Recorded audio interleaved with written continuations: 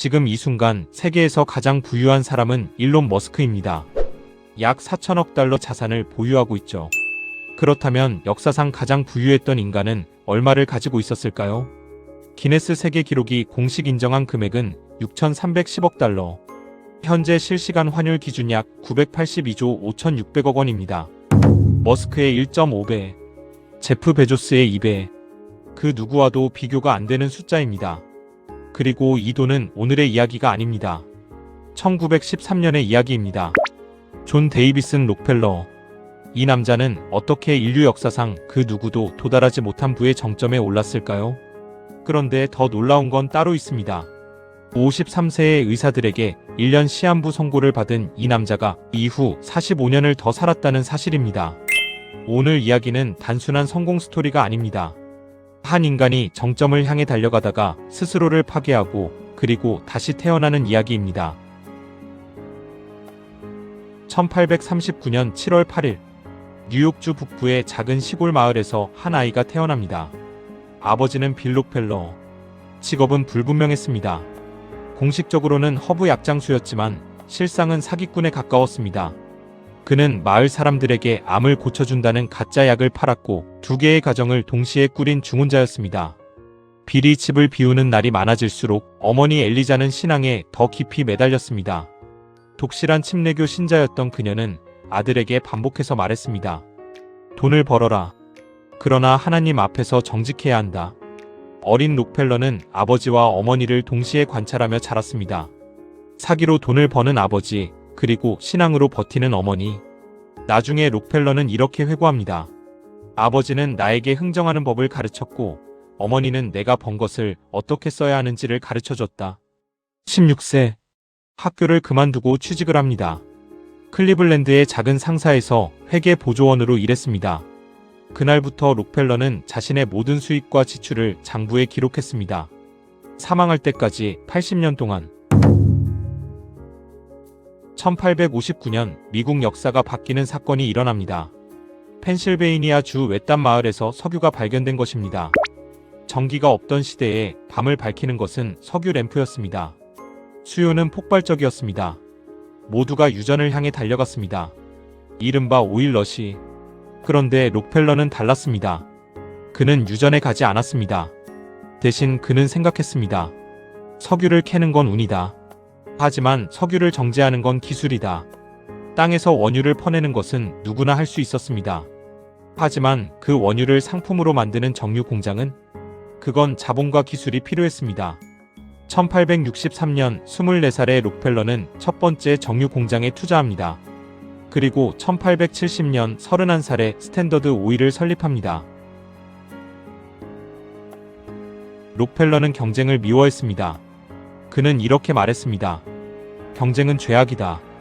단순히 이긴다는 게 목표가 아니었습니다. 그는 게임 자체를 바꾸려 했습니다. 록펠러의 첫 번째 무기는 규모의 경제였습니다. 스탠더드 오일은 하루에 막대한 양의 원유를 정제하겠다고 철도 회사에 약속했습니다. 그 대가로 파격적인 할인율을 요구했습니다. 1868년 철도로부터 배럴당 배송료 42% 할인 획득. 경쟁 정유 회사들은 이 할인을 받을 수 없었습니다. 소규모였기 때문에. 결과는 자명했습니다. 스탠더드 오일의 제품 가격이 경쟁사보다 싸졌습니다. 그러나 이건 시작에 불과했습니다. 1871년 가을, 록펠러는 더 대담한 계획을 실행합니다. 그것이 바로 사우스 임프루브먼트 컴퍼니, 줄여서 SIC. 이것은 미국 역사상 가장 정교한 기업 음모 중 하나였습니다. 계획은 이러했습니다. 세계의 대형 철도 회사, 이들이 석유 운송 요금을 갑자기 2배로 올립니다. 모든 사람에게요. 그런데 록펠러와 소수의 대형 정유사에게는 비밀리에 원래 가격 그대로. 이것만으로도 충격적이지만 더 있었습니다. 경쟁자들이 추가로 지불하는 요금 중 일부가 직접 록펠러의 통장으로 들어왔습니다. 경쟁자 배럴당 추가 요금 40센트. 그리고 그 40센트 중 일부가 록펠러에게 드로우백으로 지급됨. 한 전기 작가는 이것을 이렇게 표현했습니다. 미국 비즈니스 역사상 가장 악마적인 장치. 경쟁자들이 돈을 쓸수록 록펠러는 더 부자가 됩니다. 소문이 돌기 시작했습니다. 클리블랜드의 경쟁 정유 회사들 사이에 공포가 퍼졌습니다. 누군가는 버티려 했습니다. 누군가는 협상을 시도했습니다. 하지만 결과는 하나였습니다. 1872년 초 3개월 만에 록펠러는 클리블랜드 경쟁사 26개 중 22개를 흡수합니다. 이른바 클리블랜드 학살. SIC는 결국 공론화되어 폐지됩니다. 하지만 그 시간 동안 록펠러는 이미 클리블랜드를 장악했습니다. 전기작가 론 체르노우는 이렇게 썼습니다. 그것은 그의 경력에서 가장 수치스러운 에피소드였다. 동시에 산업 패권을 향한 가장 결정적인 전환점이었다. 클리블랜드를 장악한 록펠러는 멈추지 않았습니다. 피츠버그, 필라델피아, 볼티모어, 뉴욕 도시 하나씩, 정유 산업 하나씩 집어삼켰습니다. 그리고 1882년 전혀 새로운 형태의 기업 구조를 만들어냅니다. 스탠더드 오일 트러스트. 41개 회사의 주식을 단 9명의 수탁자에게 집중시킨 이 구조는 당시 어떤 법도 예상하지 못했던 방식이었습니다. 각 주의 규제를 교묘하게 피해가며 사실상 하나의 거대한 제국처럼 작동했습니다. 1879년 미국 전체 석유 정제량의 90% 장악. 1882년 트러스트 창설. 초기 가치 7천만 달러. 1900년 미국 석유 생산의 약 90% 통제. 그의 이름은 신문 일면에 날마다 실렸습니다. 하지만 록펠러는 언론을 피했습니다. 그는 언론과 대화하지 말라는 철칙을 고수했습니다. 말이 없을수록 소문은 더 무성해졌습니다. 어떤 사람들은 그를 천재라고 불렀고 어떤 사람들은 그를 악마라고 불렀습니다. 그리고 한 여자가 그를 무너뜨리기 위해 펜을 들었습니다. 1872년 겨울 펜실베이니아주 타이터스빌 석유 산업의 발상지 그 마을에서 프랭클린 타벨은 작은 정유회사를 운영하고 있었습니다. 어느 날 아침 그는 딸 이다를 불렀습니다. 표정이 창백했습니다. 사우스 임프루브먼트 컴퍼니의 소문이 돌기 시작한 참이었습니다. 이미 동료 하나는 파산하여 스스로 목숨을 끊었고 프랭클린의 회사도 위태로웠습니다. 14살이던 이다 타벨은 아버지가 무너지는 것을 지켜봤습니다. 그 장면이 그녀의 인생을 바꿨습니다. 30년 뒤 이다 타벨은 세계 최고의 탐사 저널리스트가 되어 있었습니다. 그리고 1902년 그녀는 매클루어 잡지에 연재를 시작합니다. 제목 스탠더드 오일의 역사. 그녀는 수천 개의 문서를 분석했습니다. 철도 회사 직원들을 인터뷰했습니다. 파산한 경쟁자들의 증언을 모았습니다. 록펠러의 비밀 거래들이 하나씩 세상에 공개되었습니다. 드로우백, 비밀 할인, 경쟁자 파괴 공작. 미국 전역이 들끓었습니다. 테오도어 루즈벨트 대통령은 록펠러를 거대한 부의 악당이라 불렀습니다. 의회는 조사에 착수했습니다. 법원은 기소장을 준비했습니다. 그리고 1907년 연방 판사 케네소 마운틴 랜디스는 스탠더드 오일에 당시 역사상 최대 벌금 2,924만 달러를 선고합니다. 그날 록펠러는 어디 있었을까요? 골프장이었습니다. 캐디가 전보를 들고 달려왔습니다. 벌금 선고 소식이었습니다. 록펠러는 전보를 읽고 고개를 들었습니다. 그리고 조용히 말했습니다. 랜디스 판사는 이 벌금이 납부되기 한참 전에 죽을 것이다. 그리고 계속 골프를 쳤습니다. 그의 예측은 맞았습니다. 상급 법원에서 판결이 뒤집혔고 벌금은 납부되지 않았습니다. 하지만 더 큰 폭풍이 다가오고 있었습니다.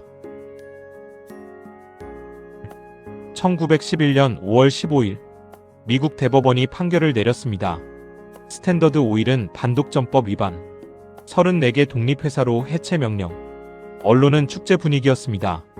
마침내 괴물이 무너졌다고 했습니다. 그런데 이상한 일이 벌어졌습니다.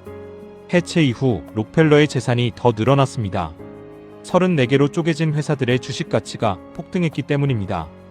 록펠러는 이 회사들 모두의 최대 주주였습니다. 1911년 해체 직전 재산 약 3억 달러, 1913년 재산 약 9억 달러 역대 최고치. 그 34개 회사 중 일부가 지금 어떤 회사가 되었는지 아시나요? 엑슨모빌, 쉐브론, 아모코. 록펠러를 무너뜨리려 했던 판결이 그를 인류 역사상 가장 부유한 사람으로 만들었습니다. 그런데 이 모든 성공의 정점에서 록펠러는 붕괴하고 있었습니다. 40대 중반부터 그의 몸은 이상 신호를 보내기 시작했습니다. 만성 소화장애, 극심한 피로, 체중 감소, 1890년 초 정체불명의 병으로 수개월간 일을 못했습니다. 그리고 1890년대 중반 최악의 증상이 찾아옵니다. 진단명 원형 탈모증. 머리카락뿐 아니라 눈썹, 속눈썹까지 모두 빠짐. 세계 최고 부자의 얼굴은 미라처럼 앙상했습니다. 주급 100만 달러를 버는 남자가 먹을 수 있는 건 크래커와 우유뿐이었습니다. 몸이 그 이상을 소화하지 못했습니다. 경호원이 항상 따라다녔습니다. 그를 증오하는 사람들이 너무 많았기 때문에 어느 신문사는 그가 곧 죽을 것에 대비해 부고 기사를 미리 작성해 두었습니다. 의사들은 예측했습니다. 1년을 넘기기 어렵습니다. 그는 잠을 못 잤습니다. 웃음을 잃은 지 오래였습니다. 인생에서 어떤 것도 의미 있게 느껴지지 않았습니다. 53세의 록펠러는 물었습니다. 이게 전부인가? 무언가가 바뀌기 시작했습니다. 록펠러는 의사들의 말을 듣기 시작했습니다. 운동을 시작했습니다. 규칙적인 생활을 만들었습니다. 그리고 무엇보다 돈을 나눠주기 시작했습니다. 사실 그는 어릴 때부터 헌금을 해왔습니다. 하지만 이제는 달랐습니다. 단순한 헌금이 아니라 체계적인 사회 변화를 위한 투자였습니다. 1889년 시카고 대학교 설립 자금 지원, 1901년 록펠러 의학연구소 설립, 1913년 록펠러 재단 설립 첫 해 기부금 1억 달러. 록펠러 재단은 미국 남부의 구충증을 박멸했습니다. 황열병 퇴치에 결정적 역할을 했습니다. 존스 호킨스 대학교에 공중보건학부를 세웠습니다. 그리고 이상한 일이 일어났습니다. 나눠줄수록 그는 건강해졌습니다. 의사들이 1년 시한부를 선고한 그 남자가 1년이 지나도 살아있었습니다. 10년이 지나도, 20년이 지나도 그는 훗날 이렇게 썼습니다. 하나님이 가르쳐 주셨습니다. 모든 것은 그분의 것이고 나는 단지 통로일 뿐이라고. 그 이후로 내 인생은 길고 행복한 휴일이었습니다. 53세의 사망 선고를 받은 그는 98세에 세상을 떠났습니다. 1937년 5월 23일, 원래 목표였던 100세까지 살기에 딱 2년이 모자랐습니다.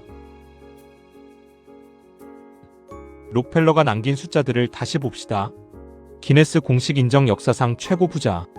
스탠더드 오일의 미국 정유 산업 점유율 최고치 약 90%. 평생 기부 총액 약 5억 3천만 달러. 설립 또는 지원한 주요 기관 시카고 대학교, 록펠러 대학교, 록펠러 재단 등. 그런데 진짜 기록은 숫자가 아닐지도 모릅니다.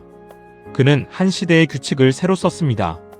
기업이 어떻게 성장하는지, 경쟁을 어떻게 제거하는지, 그리고 독점이 사회에 어떤 영향을 미치는지, 이 모든 것의 기준이 그의 행동에서 나왔습니다.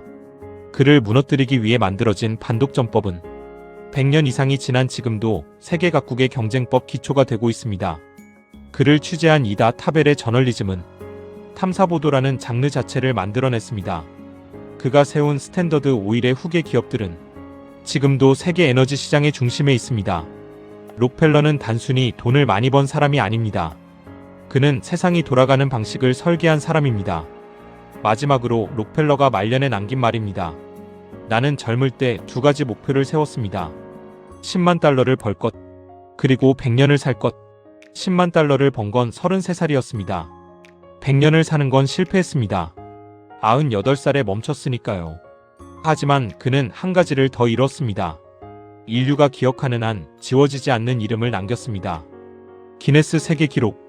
역사상 가장 부유했던 인간. 존 데이비슨 록펠러.